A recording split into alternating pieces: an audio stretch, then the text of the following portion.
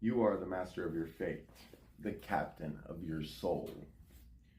When the English poet W.C.Hadley wrote the prophetic line, "I am the master of my fate, I am the captain of my soul," he should have informed us that the reason we are the masters of our fate and the captain of our soul is because we have the power to control our thoughts.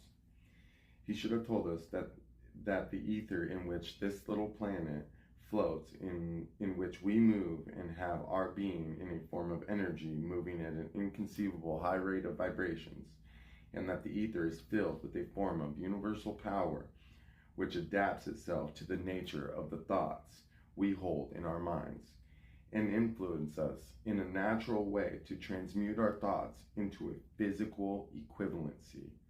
Wow, that's deep. If the poet had told us of this great truth, we would have known why it is that we are the masters of our fate and the captains of our soul. He should have told us with great emphasis that this power makes no attempt to discriminate between destruction and construction thoughts, that it will urge us to transmute into physical reality thoughts of poverty just as quickly as it will influence us to act upon thoughts of riches.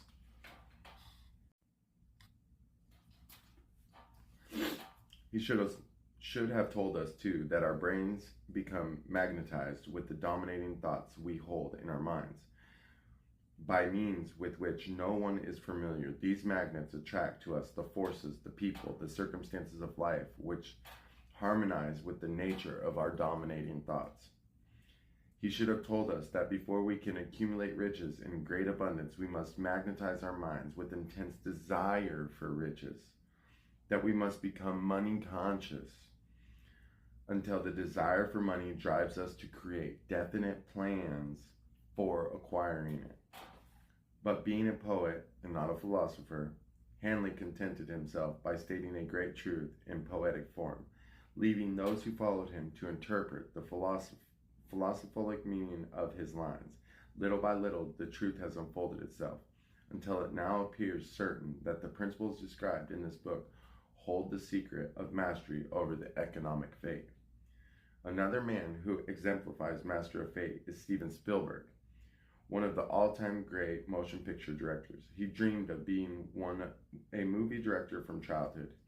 He began making amateur films with a primitive camera when he was still a child, and the dream never subsided. How Spielberg broke into Universal Studios is a legend in the movie industry.